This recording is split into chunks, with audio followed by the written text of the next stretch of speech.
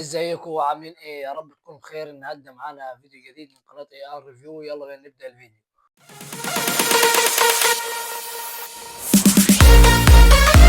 زي ما شفتوا في عنوان الفيديو، النهارده هنقارن بين السامسونج اس 11 والانفينكس هوت 50، وهنشوف انها الافضل في اداء الكاميرات وخامات تصنيع ومقاومه ميه ومقاومه غبار، وهنشوف كل حاجه بالنسبه للاثنين.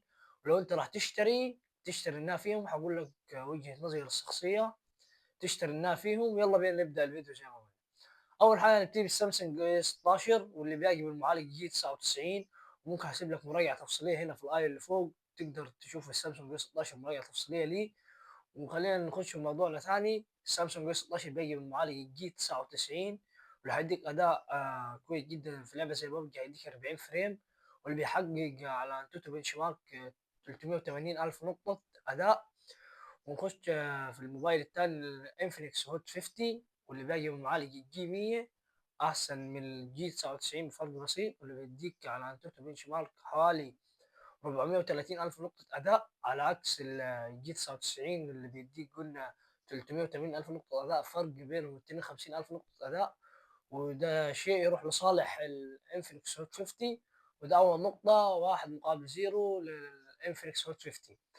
وهنخش تاني حاجة على خامات التصنيع، والتنين باقي بالكامل البوليكربونايت.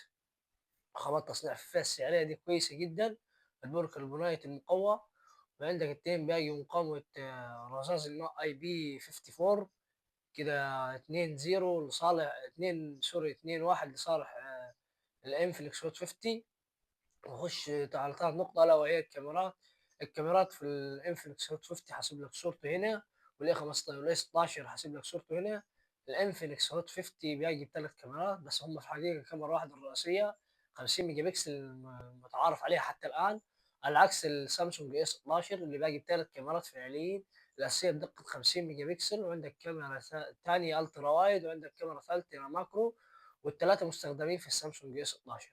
ونخش على الكاميرات السيلفي. عندك كاميرا سيلفي في الانفينكس هوت 50 بدقة 8 ميجا بكسل، وأداها أقل بنسبة ملحوظة من السامسونج اس 16 اللي بتيجي كاميرا سيلفي بدقة 13 ميجا بكسل.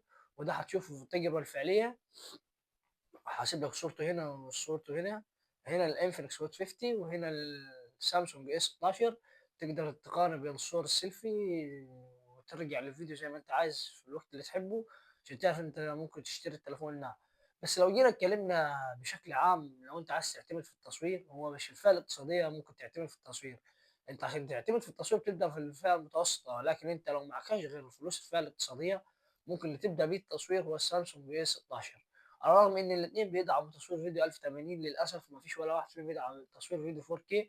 لكن السامسونج اس 16 هيديك اداء افضل بشكل ملحوظ من الانفينكس هوت 50، لانه الكاميرات ومعالج السامسونج مع الجي 99 افضل من معالجه انفينكس. ولكن في الصور العاديه بالنهار هتاخد صور احلى في الانفينكس هوت 50، ولكن كصور ليليه وصور بورتريه ممكن تعتمد عليها هتاخدها من السامسونج اس 12.